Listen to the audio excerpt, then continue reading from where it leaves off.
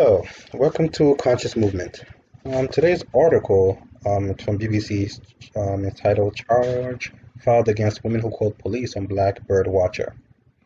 As many of you already know, this was an article that was actually posted a while back ago as far as the incident. It happened around May, I think 25th or so. This woman named Amy Cooper, who was I think it was Central Park with her dog, and this guy named Christian Cooper, who's an avid bird watcher. Same day, was up there in the park just watching birds and stuff, and he saw Amy Cooper with her dog, but it had no leash. The dog had no leash, and Christian Cooper basically suggested to the lady that he wanted her, if possible, to please put on a leash on the dog, for everyone's safety, really. That's what he suggested to her. Well, as most of you probably already know, this lady, Amy Cooper, has now been dubbed Karen. Pretty much, so it's synonymous now with any white privileged woman that feels like she doesn't have to obey authority or so. So we're just gonna dub her Karen in this case. Not to be offensive to any Karen out there, but this is just the name that's been dubbed for her. So pretty much, Karen decided, or she didn't want to put a dog on a leash. And one thing led to another. She called 911, stating to 911 that this guy, Christian Cooper, was harassing her and stuff like that, etc. And the article was actually posted online by this lady, Melody Cooper, who's Christian Cooper's sister. Yeah.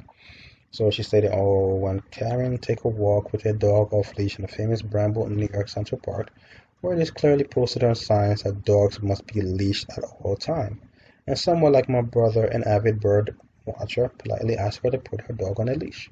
So basically, there's a sign that stated that she was supposed to put the dog on a leash. But like I said, once again, she feels like she's above authority. She doesn't have to obey the law, etc. Anyway, one thing led to another. She was on the phone calling the 911, talking about Christian Cooper was harassing her, almost like he wanted to kill her or hurt her or something like that. That's pretty much how the video sounded like. Like somebody needs to hurry up, 911, police needs to come, to her rescue right away. This pissed off a lot of people. A lot of people from all walks of life. Because and the worst part of it is this happened the same day that George Floyd, and pretty much I don't have to name that name again because pretty much everyone knows around the world that this guy's name now, George Floyd, who died in police custody the same day on May 25th. So pretty much it happened around, I think this either the same day actually. So everyone was really pissed off, and that was just an example of the privilege they felt like certain people feel like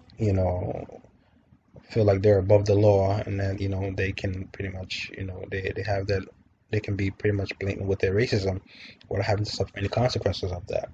I know that the district attorney wanted to charge her, so for pretty much falsely reporting an incident in this case, and this has really pissed off a lot of people because a lot of people looked at it almost like the Emmett Till situation. Even though it was two different situations, this incidents or so. Warning, please. Remember, this is, if you don't want to look at this, then pretty much it would be best just like pause and just move on, forward it a little bit to the next um, page or so. Pretty much what had happened was this is Emmett Till. Most of you do not know this. Emmett Till was a 14-year-old boy that was actually lynched. He was lynched in Mississippi in 1955 after allegedly whistling to some white woman. They say that he basically whistled at her or so, and she claimed that pretty much he tried to touch her or something like that. As a result, this little boy was murdered and his face was shown. Casket, of course, was released and was shown. His mom allowed that so that people can see around the world can see the disgust of racism and blatantness. And of course, later on, the lady, at her old age, admitted that she lied. But it's too late. At the old age now, you're admitting now that you lied as a result of this. She was pretty much the original Karen. And this is not the first time. We feel like certain a lot of Karens have been lying for a long time and have led to a lot of black people who've been murdered, killed, all because of some lie, in the 1920s, 1930s, 1940s, and this is his mom right here. Oh man, that poor woman. I know she died some years back, but what she must have faced, felt, her 14-year-old son to be killed and murdered in that sense, in that way. It's sad and sickening. That little boy of that age, you know, to be killed in that, it was just disgusting. And this is the lady right here. These are the two men that are, one of them I think is her husband, and then the other or so what is his accomplice. And they basically, killed or murdered the little boy, all because of this lying ass woman, this lying lady who lied and stated that, Karen and Brian, I can't, that's her name, stated that, oh, well, yeah, it's, he, tried, you know, touching her and, etc. You know, this is, it's pretty much disgusting, you know. So, I don't want to go into too much details on that because, you can pretty much Google it for get information on that. But that's pretty much what it was. And this lady right here, so she's being tried. I know she lost her job. There's another article that followed that Amy Cooper, lost her job for the company that she was working at. A lot of people was like, that's good. But the district attorney wants to even pursue that even further because, this is blatantly falsely reporting an incident. It's really, really wrong, because it could have been something else that happened somewhere else, danger, and the police have to dedicate their time, service to go and deal with a fraudulent incident, and God forbid something could be happening on the other side of the neighborhood or something, and that becomes a problem. So, the guy, what's his name, Christian Cooper, stated that yeah, he doesn't want to pursue. He pretty much doesn't want to cooperate with the investigation further. He said that she's pretty much has suffered enough, and for what she's done. He feels like she's, remorseful, and he doesn't want to pursue it any further.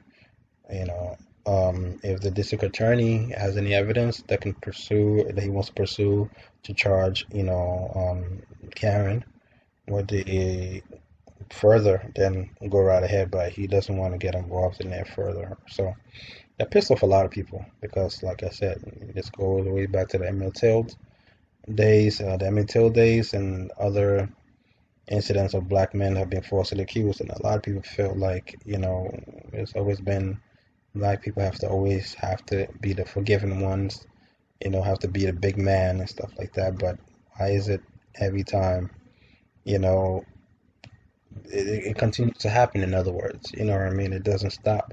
Why they always have to be forgiving and stuff. So a lot of some people even call him a coon almost, or pissed off at him. But I can understand his situation. You know what I mean? Not everyone wants to be able to. Not every situation requires that. You have to. You know, make the person suffer or something like that in order for them to get it. Is she remorseful? Did she learn her lesson?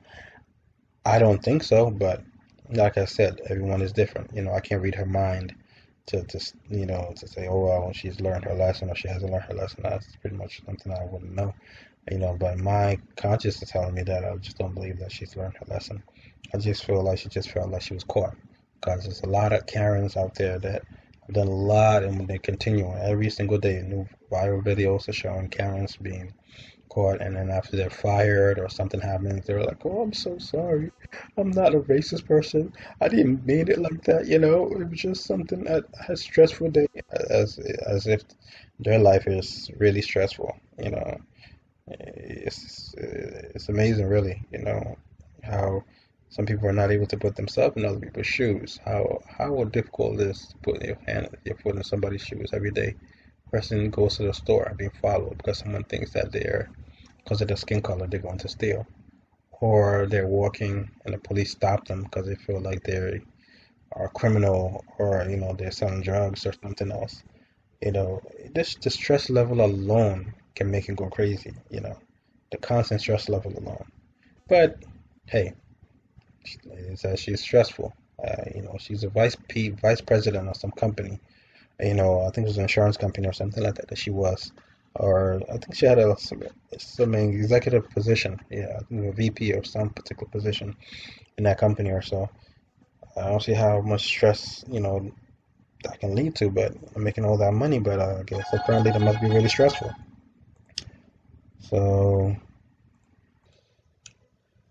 apparently that's the stress level that she has. Anyway, um, pretty much, I feel like that's her view.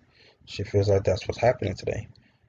She feels like, well, you know, she's very remorseful. He feels like, well, she is remorseful, so, the case shouldn't be thrown out and stuff, etc. But, like I said, every situation is different.